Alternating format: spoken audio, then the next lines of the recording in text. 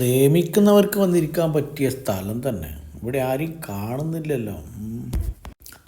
അതാ വരുന്നത്. നല്ല മുഖപരിചയം കാണുന്നുണ്ടല്ലോ. എവിടെയോ കണ്ട് മറന്നതുപോലെ. രാധാകൃഷ്ണേട്ടനല്ലേ വരുന്നത്? ഇയാളെന്ത് ഈ വഴിക്കെല്ലാം വരുന്നത്?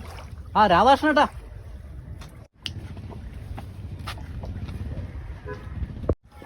രാധാകൃഷ്ണേട്ടൻ ഞാൻ തന്നെ. നിങ്ങൾ അയൽവാസി സുരേഷ്. എന്നെ കണ്ടിട്ട് മനസ്സിലായില്ല? ഇയാളെന്ത് ഇത് പൊട്ടം കളിക്കുന്നത്? ഞാൻ പറഞ്ഞ കേട്ടില്ലേ? അല്ല രാധാകൃഷ്ണേട്ടൻ, നിങ്ങളെന്താ എന്നെ മെയിൻ ചെയ്യാണ്ട് പോകുന്നത്? ഞാൻ നിങ്ങളുടെ പഴയ അയൽവാസി സുരേഷ്. സുരേഷാ? നമുക്കങ്ങനെ ഒരു അയൽവാസി ഒന്നും ഇല്ലല്ലോ. ഇപ്പോഴത്തെ കാര്യമല്ല പറഞ്ഞത്, പണ്ടത്തെ കാര്യം പറഞ്ഞതാ. നിങ്ങളുടെ അയൽപ്പക്കത്ത് നിന്ന് വീടും സ്ഥലമൊക്കെ വിറ്റ് നമ്മൾ മറ്റൊരിടത്തേക്ക് മാറി. പണ്ട് നമ്മൾ അയൽവാസി ആയിരുന്നല്ലോ, അത് പറഞ്ഞതാ. എനിക്കങ്ങനെ ഒരു അയൽവാസിയും ഇല്ല, ഉണ്ടായിരുന്നോ എന്ന് എനിക്ക് ഓർമ്മയുമില്ല. അല്ല രാധാകൃഷ്ണേട്ടാ, അങ്ങനെ പറഞ്ഞാൽ പറ്റുമോ? നമ്മൾ അയൽവാസികളായിട്ട് വർഷങ്ങളോളം ജീവിച്ചതല്ലേ.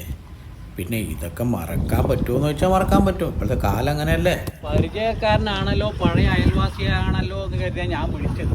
നിങ്ങളെന്തിനിങ്ങനെ ചൂടാവുന്നേ? ചൂടാവാതെ. എനിക്ക് നിങ്ങളെ പരിചയമില്ല, ആ വിളി എനിക്ക് ഇഷ്ടപ്പെട്ടില്ല. അത് ശരി. എന്നാ പിന്നെ ഞാനൊന്നും പറയുന്നില്ലേ? നിങ്ങൾക്ക് എന്നെ ഓർമ്മയില്ലേ, പിന്നെ ഞാനെന്ത് പറയാനാ?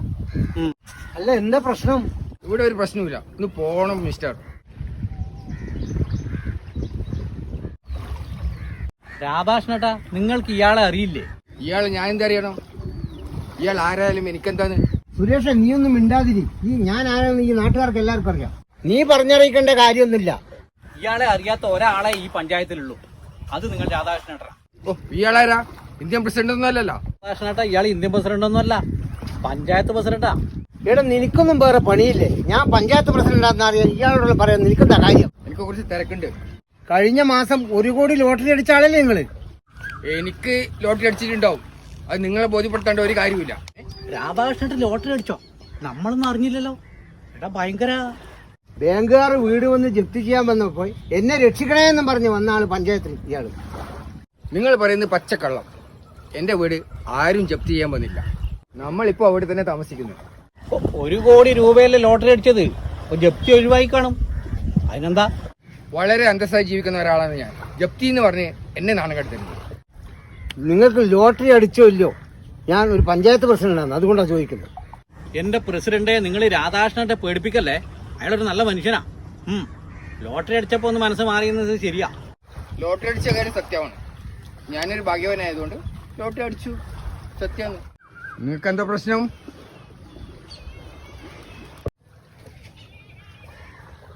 നിങ്ങൾ രണ്ടുപേരും ഇങ്ങനെ അങ്ങോട്ടും ഇങ്ങോട്ടും നോക്കി പേടിപ്പിക്കല. ശരി, എനിക്ക് കുറച്ച് തിരക്കുണ്ട്, ഞാൻ പോവാ. എന്നാ പിന്നെ രാധാകൃഷ്ണന്റെ ചെല്ല്. വീട് ജപ്തി ചെയ്യാൻ വന്നതൊക്കെ സത്യമാണ്. പിന്നെ ഇയാള് നാണക്കേടായതുകൊണ്ട് പറയാണ്ടിരിക്കുന്ന.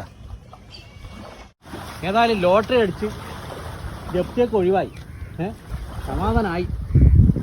പുള്ളിക്കാരൻ നമ്മുടെ പഴയ അയൽവാസിയാ.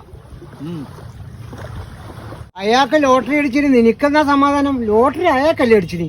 അയാളുടെ വീട് ബാങ്കുകാർ ജപ്തി കൊണ്ടുപോയിരുന്നെങ്കിലേ അയാൾ മക്കളെല്ലാം കൊണ്ട് നമ്മളെ വീട്ടിലാവുന്ന താമസിക്കുക. ഇപ്പൊ ലോട്ടറി അടിച്ചിട്ടെങ്കിലും ആ ഒരു വലിയ പ്രശ്നം ഒഴിവായി കിട്ടിയില്ലേ? അതാ ഞാൻ പറഞ്ഞ സമാധാനം. മനുഷ്യന്മാർക്ക് ലോട്ടറി അടിച്ചാൽ ഇങ്ങനെയുണ്ട് ഒരു മനുഷ്യൻ മാറി വരല്? പോകുന്ന പോക്ക് നോക്കറോ? അത് പറഞ്ഞിട്ട് കാര്യമില്ല.